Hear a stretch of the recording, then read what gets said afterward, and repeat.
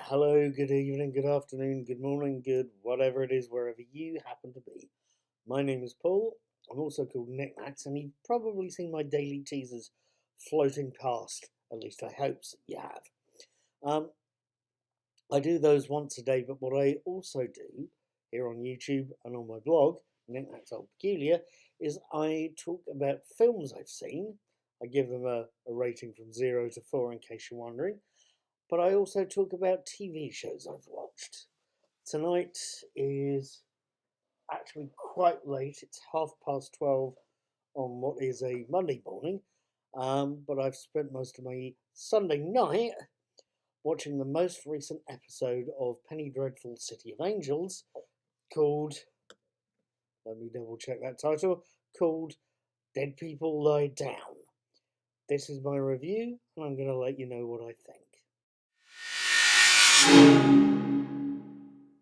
Episode 2, Dead People Lie Down, opens with a potted summary of last week's episode, and then moves on, showing us Maria Vega, played by Adriana Barraza, praying at the hospital bed of her eldest son, Raul, played by Adam Rodriguez.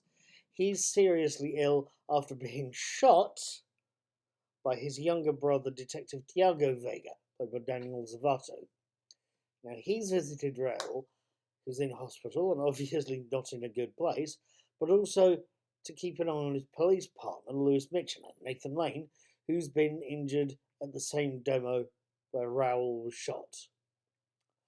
Once the two officers get out of hospital, Detectives Mitchell and Vega get their orders confirmed or handed over to them again by Captain Ned Vanderhoff, Brent Spiner.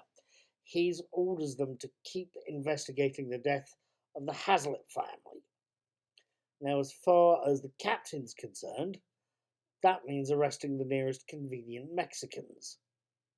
From when Lewis and Tiago are sitting, that means going to the church the Hazlitts belong to and visiting its charismatic apparent leader and doing a bit of questioning, doing police work. Meanwhile, Councilman Townsend, Michael Gladys, seems to be keen to make sure that LA's Mexican-American community gets blamed for the death of 4 policemen with help from his PA, whilst Dr. Kraft, the Rory Kinnear character, meets a very, very, very familiar face on the beach. Things are getting interesting.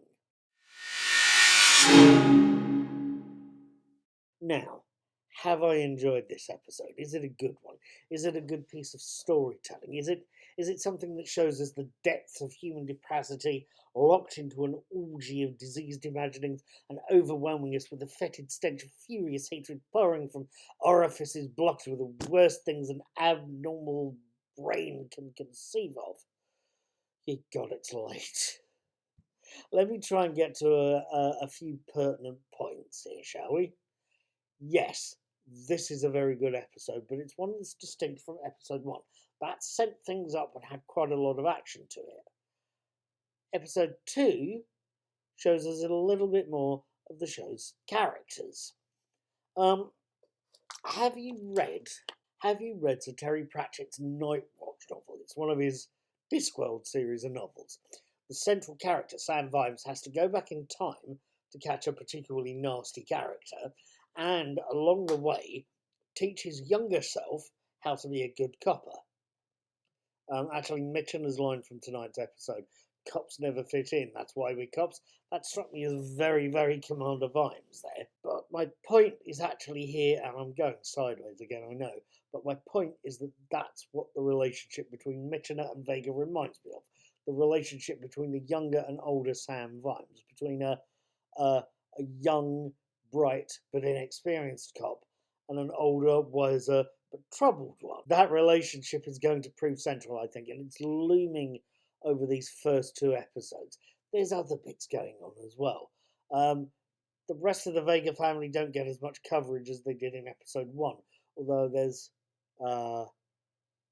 hot threads being planted with the youngest brother, I think. And we do get to see Maria, the family matriarchs determined refusal of a priest for Raoul, and it shows us what she does as a result.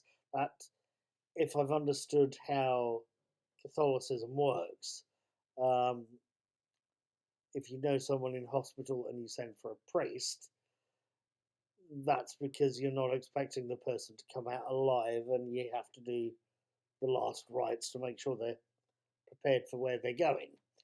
But it's a little plot point there that I suspect is going to backfire there. It's going to get nasty. It's a bit of a cliffhanger ending for that one.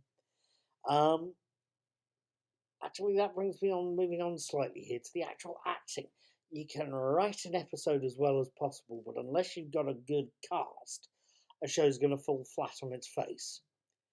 Now, the original Penny Dreadful had possibly one of the best casts I've seen in a TV show for quite a long time. Timothy Dalton, Eva Green, who is pretty much fantastic in everything I've seen her in. Harry Treadaway. It had quite a strong, including Rory Kinnear. So this is his second appearance in a Penny Dreadful series. It had, with the possible exception of Reeve Carney, it had a pretty good heavyweight cast. And even with Reeve Carney casting a rock star, or casting a theoretically debauched rock star as the theoretically debauched Dorian Gray, clever bit of casting there. Either way, that original iteration had a very good cast. This one, City of Angels, I think possibly has a better one, and it shows it off. The two guys playing the cops, Maria, they're all incredibly strong. Natalie Dormer, again, is showing off her accent skills and her basic craftsmanship as well. And again, she's possibly the weakest member of the cast, but is still a formidable actress. There's a lot of good going on there. The other thing I think with this episode, the other point to make, it's a great cast, the writing is good. It's not an action piece. That was the first episode. It's a story piece. It's a character-driven piece showing us how the characters are reacting. But there's also a little undertone, I think, as well, of what Magda told us in the first episode. The original Penny Dreadful was all about vampires, witches, was all about all sorts of things, but had an undertone in there that sometimes humanity, especially in its treatment of the Adam character, the Rory Kinnear character, it told us humanity could be nasty. That's emphasised even more so in these two episodes of this new series. It shows off what Magda told us in episode 1, that sometimes the real monsters are people, and all she and her alter egos has to do is what she's been doing, is give them permission to be. Especially in the case of Dr. Croft, who's getting seduced into it, and Councilman Townsend, who's getting persuaded. She's giving them permission. Right. Now, with all that said, it is getting late, and I'm going to be processing this video for a while more. With all of the stuff I've said tonight, I'm going to go to bed. I'm going to hit the sack. I'm going to sleep. But with all of this said, I am also going to be watching next week's episode when it gets released. I hope you'd care to join me and wish to talk about what's going on with tonight's episode, last week's episode, and next week's episode. Come back next week. We can talk about Penny Dreadful, City of Angels. Have a good week. Have fun. Take care of yourself.